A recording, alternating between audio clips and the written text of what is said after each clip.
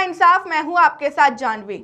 इंदौर से सावेर के लिए निकली भारत जोड़ो यात्रा के दौरान राहुल गांधी ने मीडिया से बात करते हुए कहा कि आज मेरी यात्रा में एक आईएसएस के व्यक्ति आए। उन्होंने कहा कि मैं आपका स्वागत करने के लिए आया हूं। वहीं भारत जोड़ो यात्रा को लेकर कहा, यह मेरी जिम्मेदारी है और एक तरह से मेरा तपस्या भी है। मुझे लगा इस देश में जो नफरत और हिंसा फैलाई जा रही है वह देश के लिए खतरनाक है, इस देश को नुकसान पहुंचाएगी। इस नफरत के खिलाफ, हिंसा के खिलाफ, डर के खिलाफ कुछ करो। भाजपा द्वारा विधायकों की खरीद फरोख्त के सवाल पर राहुल गांधी ने कांग्रेस के मध्य प्रदेश के अध्यक्ष एवं अन्य लोगों से पूछने का कहते हुए कहा कि जो लोग पैसों से खरीदे गए हैं तो उन पर कैसे भरोसा किया जा सकता है, उन पर भरोसा नहीं करना चाहिए। See, once again, these are all attempts to distract from the main idea.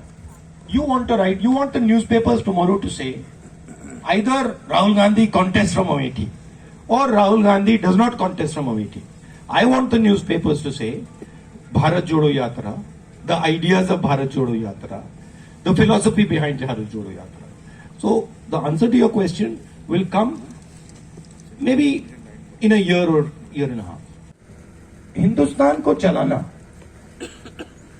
एक डायनामिक काम है और उसमें सबसे जरूरी काम जनता के दिल में क्या है, चाहती क्या है,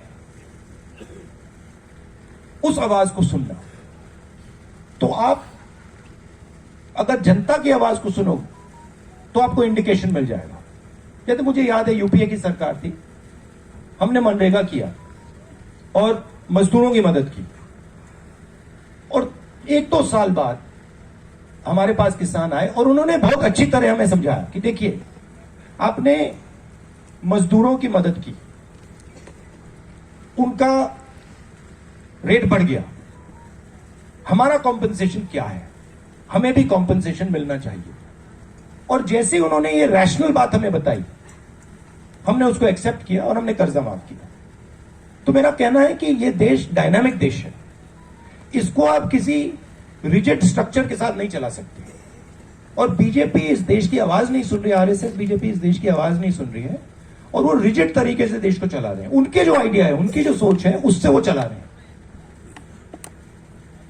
देश हिंदुस्तान की सोच से चलना चाहिए, सरकार की सोच से नहीं चलना चाहिए। इसलिए जैसे मैंने जयराम रमेश जी ने मुझे डायरेक्शन दिया, मुझे एडवाइस दी, मैंने सुना। नहीं, बहुत जरूरी बात है, बहुत जरूरी बात है। और मैं सिर्फ जयराम रमेश जी की बात नहीं कर रहा हूं, जो भी मुझे कुछ कहता है मैं सुनता हूं, कहता हूं ठीक है, इसमें लॉजिक है तो करना चाहिए। Thank you. या बाद में पढ़ना। तो फिर मैं चल रहा था, मैंने वो चली गई, फिर मैंने वो चिट्ठी थोड़ी देर बाद मैंने सोचा देखो मैं देख ही लेता हूं क्या है इसमें, क्योंकि जिस भावना से उसने मुझे बोला, छोटी सी लड़की थी, शायद 6 साल की 7 साल की लड़की, जिस भावना से उसने मुझे बोला मुझे अच्छा लगा कि ये इसमें कुछ है। तो फिर मैंने खोला तो फिर उसमें लिखा था कि देखिए आप ये मत सोचो कि आप अकेले चल रही हो, मैं आपके साथ चल रही हूं। मैं चल नहीं पा रही हूं क्योंकि मेरे माता पिता मुझे चलने नहीं दे रहे हैं, मगर मैं आपके साथ चल रही हूं। तो वो मुझे बहुत अच्छा लगा। उदाहरण है, और ये छोटा सा उदाहरण है, ऐसे मैं आपको मतलब हजारों उदाहरण दे सकता हूं। ये पहले आया माइंड में।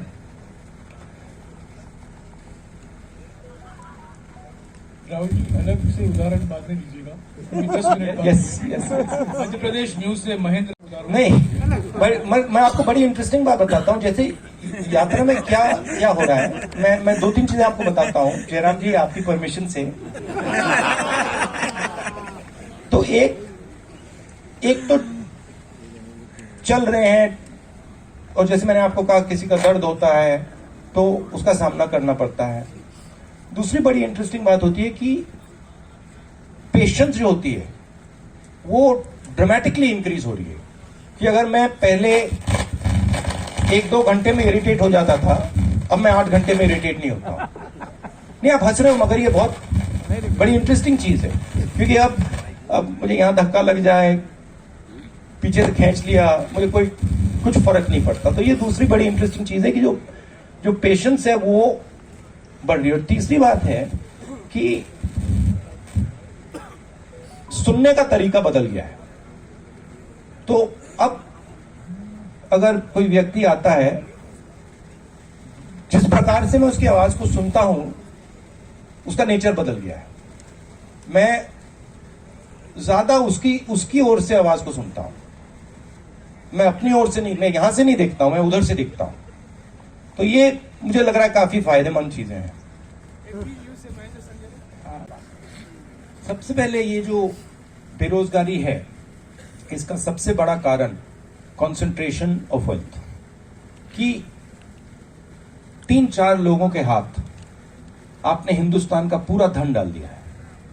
जो भी वो करना चाहते हैं, जो भी बिजनेस वो चाहते हैं, वो कर सकते हैं। और हर इंडस्ट्री में वो एक के बाद एक मोनोपोलीज क्रिएट कर रहे हैं। आप हिंदुस्तान के सब इंडस्ट्रीज देख लीजिए, आपको मोनोपोली दिखेगी। टेलीकॉम, रिटेल, इंफ्रास्ट्रक्चर, सब जगह, एयरपोर्ट, स्पोर्ट्स, सब में आपको मोनोपोली दिखेगी। मोनोपोली का क्या मतलब है? मोनोपोली का मतलब है जो स्मॉल एंड मीडियम बिजनेसेस हैं, जो ग्रो कर सकते हैं, उनको आपने खत्म कर दिया। तो जो ग्रोथ पोटेंशियल स्मॉल और मीडियम में है, ग्रोथ पोटेंशियल लार्ज में नहीं है। साइज लार्ज में है, but growth potential small and medium है, उसको आपने खत्म कर दिया है। और ये आप किसी भी स्मॉल एंड मीडियम बिजनेसमैन से पूछ लीजिए, जीएसटी और नोटबंदी ने क्या किया, वो बता देंगे आपको।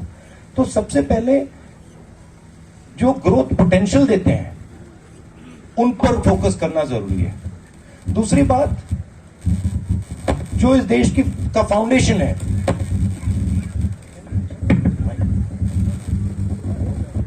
जो किसान हैं, उनको बिल्कुल छोड़ दिया है। उनको कोई सपोर्ट ही नहीं दे रहे हैं, वो दिन भर चिल्ला रहे हैं। उनको बीमा का पैसा नहीं मिलता, उनको सही दाम नहीं मिलता, उनको खाद की प्राइसेस बढ़ती जा रही, खाद मिलता भी नहीं है। तो ये जो बेसिक स्ट्रक्चर है, इसको डेवलप करना और इसकी रक्षा करना। दूसरी बात, जो ब्लेटेंट प्राइवेटाइजेशन हो रहा है, इंडस्ट्री का, स्कूल्स का, कॉलेजेस का, यूनिवर्सिटीज का, हॉस्पिटल्स का, हमारी सोच इसके बारे में फर्क है। हम चाहते हैं कि एजुकेशन और हेल्थ केयर में सरकार भाग ले, कि ये सरकार की जिम्मेदारी है, ये किसी मतलब बिजनेसमैन की जिम्मेदारी नहीं है। वो जरूर अगर करना चाहे कर सकते हैं, बट जो मेन एजुकेशन का सिस्टम हो, जो मेन हेल्थ केयर का सिस्टम हो, उसमें सरकार जनता की मदद करे, सरकार जनता को सपोर्ट करे। इसका मतलब उसमें ज्यादा पैसा डाले, ठीक है। तो ये 2000 इंदौर में थे आप और 15 किलोमीटर आ गया। इस पूरी यात्रा का सबसे सुखद क्षण कौन सा है? क्या आप वो हम शेयर करेंगे? इस पूरी यात्रा का सबसे सुखद क्षण?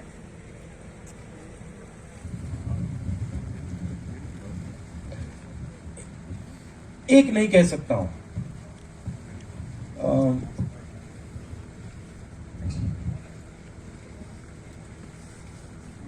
ऐसी यात्रा पे कोई निकलता है, मैंने ये पहले कभी नहीं की थी।